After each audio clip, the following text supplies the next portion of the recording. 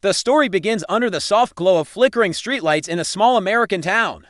A boy runs alone on an empty field, his sneakers tearing through the wet grass. His name is Ethan Cole, just 17, but already a name whispered among scouts and rival coaches. From the first touch of the ball, it was clear Ethan wasn't just another kid chasing a dream. He had vision, balance, and a kind of fire that couldn't be taught. His teammates called him the striker with no fear. Goals came naturally to him, but to Ethan, each strike meant more than just points on a scoreboard. Each goal was a tribute, because behind Ethan's passion stood a man with tired eyes and callous hands, his father Dotmer.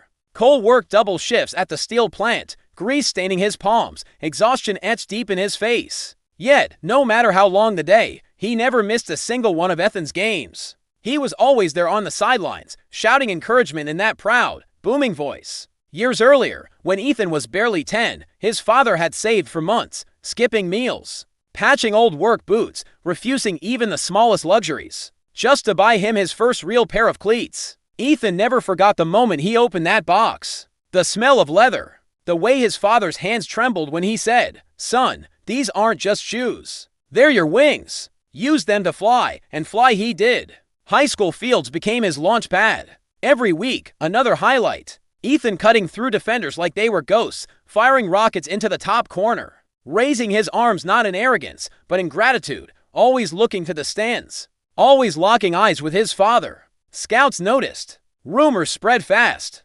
Colleges sent letters. Some even whispered about professional academies. The town began to believe they were watching the rise of a star, maybe even a legend.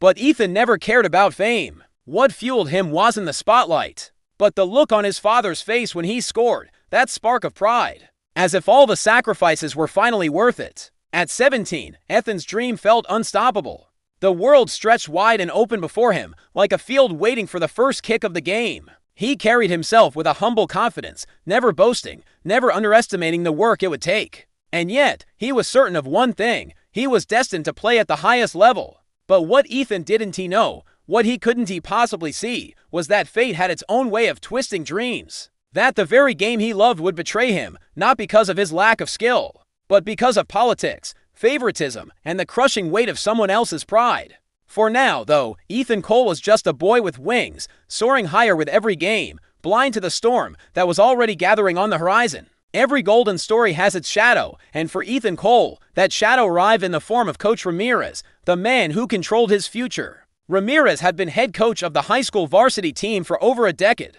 To the outside world, he carried himself as a seasoned mentor, sharp whistles, booming orders, and the reputation of being tough but fair, but beneath the surface. Everyone in town whispered the same thing: Ramirez was a man who played favorites. And his biggest favorite? His son, Tyler Ramirez. Tyler was the polar opposite of Ethan. Where Ethan was quick, precise, and ruthless in front of goal, Tyler was clumsy, slow, and painfully inconsistent. But none of that mattered. Tyler always had a starting spot, always got the glory role, striker. The unfairness started subtly. A shrug from the coach when Ethan scored. A small pat on the back for Tyler after he missed an open shot. Ethan brushed it off at first, telling himself, "If I keep working hard, talent will speak louder than favoritism." But then came the big semifinal game. Scouts in the stands. College recruiters with clipboards. The kind of night that could define a career. Ethan expected to start. He had led the team in goals all season, his name buzzing through every local sports column. But as the lineup was announced, Ethan's heart dropped. Coach Ramirez's voice echoed across the locker room. Starting at striker, Tyler Ramirez, a murmur ran through the team. Even the players couldn't hide their confusion. Ethan sat frozen on the bench, jersey clutched in his hands, trying to mask the storm rising inside. Tyler jogged onto the field with a smug grin, his father giving him a reassuring nod. The game was a disaster. Tyler missed chance after chance. Crosses flew past him, opportunities wasted. Ethan watched helplessly from the sideline as the scouts scribbled in their notebooks, unimpressed. By the final whistle, the team had lost 2-1. Their dream of a championship shattered.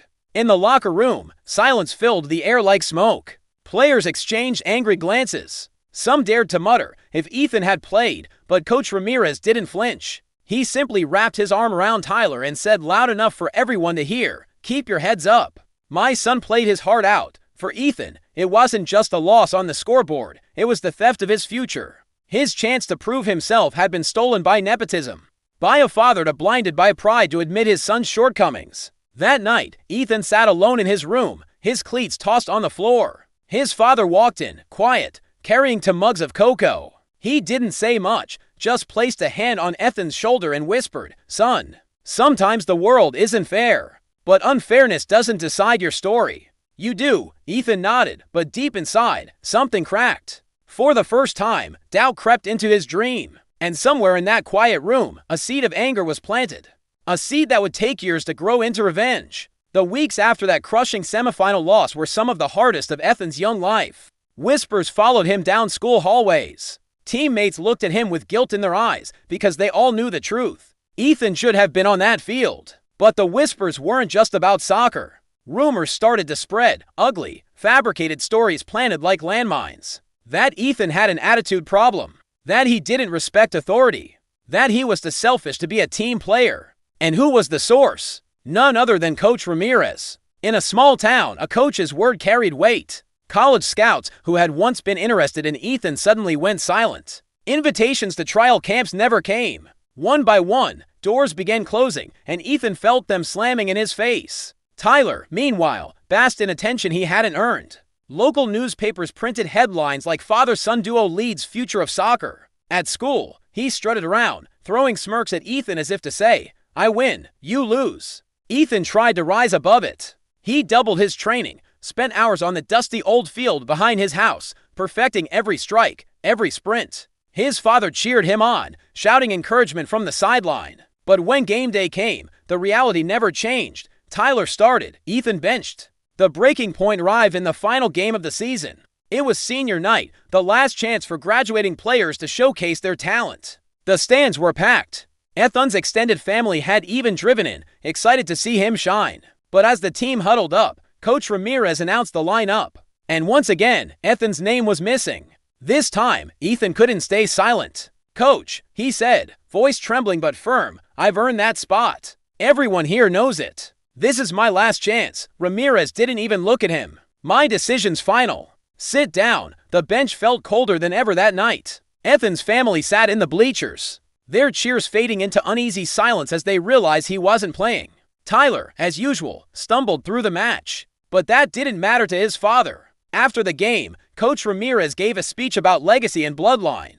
He hugged his son in front of the crowd, while Ethan walked out of the stadium with his head down. That was the moment Ethan's dream, at least in that town, officially died. No scholarships, no offers, no opportunities. Just rejection letters and unanswered emails. He tried to move on, but the betrayal gnawed at him. Nights were the worst. He'd lie awake, replaying those moments, the goals he could have scored, the games he could have won, the future he could have built, all stolen, not because he wasn't good enough, but because one man's pride outweighed fairness. But betrayal has a strange way of fueling destiny. Ethan's pain hardened into something sharper, stronger. He swore silently to himself, "One day, they'll regret this. One day, I'll make them watch as I take everything they denied me." And with that vow, Ethan's path shifted. He wasn't just chasing a dream anymore. He was chasing revenge. After graduation, Ethan found himself at a crossroads. Most of his classmates had college acceptance letters, scholarships, or job offers. Ethan, he had rejection slips and a battered pair of soccer cleats, but life wasn't done testing him. His father sat him down one evening, their old soccer ball resting between them. "Son," he said quietly, "sometimes the world isn't fair, but unfairness doesn't get the final say, you do." Those words burned into Ethan's heart. He couldn't stay in that town, not with the weight of humiliation pressing down on him. So with his father's encouragement, he packed his bags and left for the city, determined to start fresh. The city was brutal. Ethan tried out for local semi-pro teams, but without recommendations or a strong reputation, he was dismissed before he even stepped on the pitch. Some coaches barely looked up from their clipboards before shaking their heads. "Sorry, kid. Not what we're looking for." It was humbling, it was crushing, but Ethan refused to quit. He worked odd jobs to survive, delivering pizzas, hauling boxes in warehouses, cleaning gyms, and every spare moment he trained. Rain or shine, day or night, he could be found running laps, blasting shots into empty nets, or practicing drills alone under flickering streetlights. Slowly, word of his relentless drive began to spread. A local trainer noticed him one night, sweat-drenched and exhausted yet refusing to stop. The trainer approached and said, "You've got something most don't, hunger. If you want, I'll help shape that hunger into fire." With professional guidance, Ethan's game elevated, his footwork became sharper, his endurance unmatched, his finishing deadly. He entered amateur tournaments, where unknown players often went unnoticed, but Ethan made sure that wasn't the case for him. He dominated. Crowds started chanting his name, scouts began showing up, small contracts trickled in, giving him chances to play for low-division clubs. Every match was a battle, and Ethan played like a man possessed, as if every goal was aimed at erasing years of injustice. But through all the small victories, he never forgot his vow. Every time he scored, he imagined Coach Ramirez watching. Every trophy he lifted, he pictured Tyler's jealous glare. The dream of revenge was no longer a shadow in the back of his mind. It was the very fuel driving him forward. Years passed.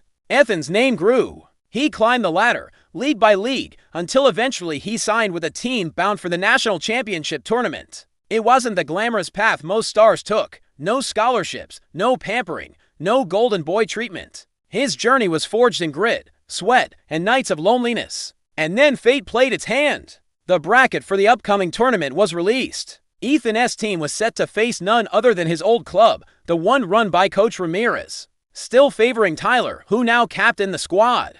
For Ethan, it wasn't just another game anymore. It was the moment destiny circled on the calendar. A chance to step onto the field not as a benched kid, but as a player reborn, ready to claim everything they once stole from him. The day Ethan had waited for finally arrived. His team's bus pulled up outside the stadium, and as he stepped down onto the pavement, memories crashed into him like a tidal wave. This was the same venue where he had once sat on the bench, humiliated, watching Coach Ramirez's son soak up the spotlight. But today was different. Today, Ethan wasn't the forgotten kid. He was a starter. He was the striker everyone was whispering about. The one whose name was spreading like wildfire in the soccer world. Inside the locker room, his teammates could sense the tension in his eyes. One of them clapped him on the shoulder. "Big day for you, huh?" Ethan managed to smile, but his voice was steady. "Yeah. Let's just say I've been waiting for this game my whole life." When the whistle blew and the teams walked onto the pitch, Ethan locked eyes with his old coach across the field.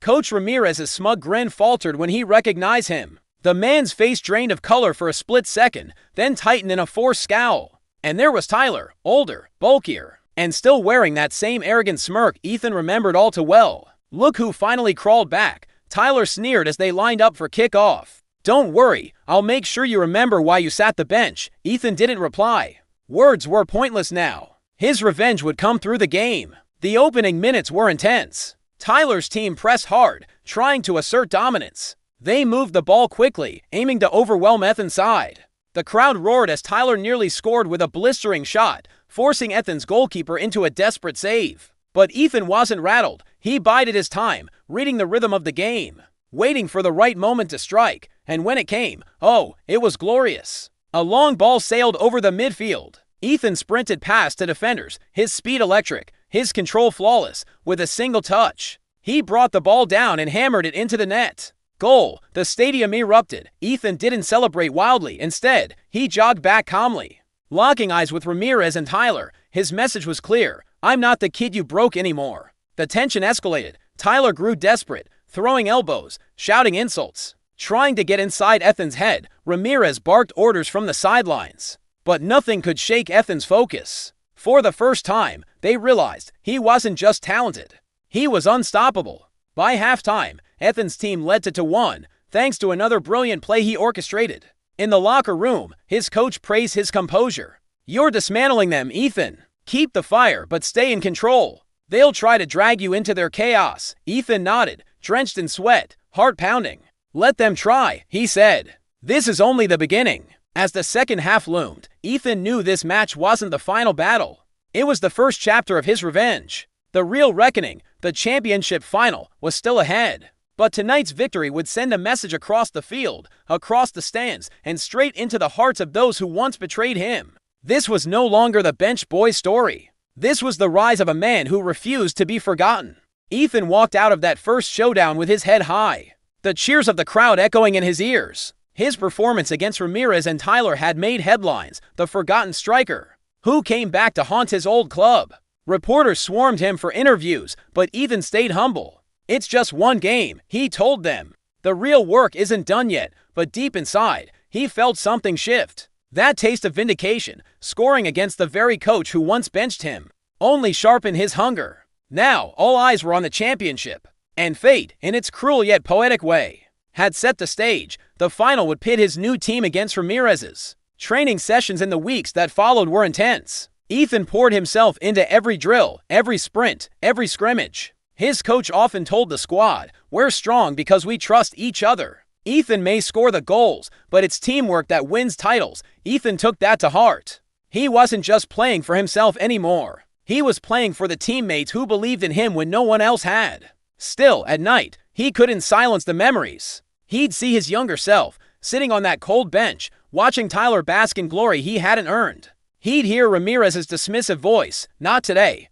kid. Maybe next time." Those echoes fueled him. This final wasn't just about lifting a trophy. It was about rewriting his story, taking back the years stolen from him. Meanwhile, the media stoked the fire. Articles compared Ethan and Tyler side by side, the coach's son versus the castaway to strikers. One final bloodlines or hard work, which will prevail. Tyler, never one to shy away from attention, leaned into the rivalry. He gave smug interviews, saying things like, "Ethan had one good game, big deal. Finals are built for winners, not bench warmers." His words spread across social media, and fans debated fiercely. Was Ethan truly ready for the grandest stage, or was Tyler still the golden boy destined to shine? Ethan didn't respond publicly. He let Tyler talk, because he knew that revenge doesn't need noise, it needs proof. As the final drew closer, tension gripped both camps. Ethan's teammates could feel the weight of the narrative pressing down. Some worried it was becoming Ethan's revenge story instead of their team's championship run.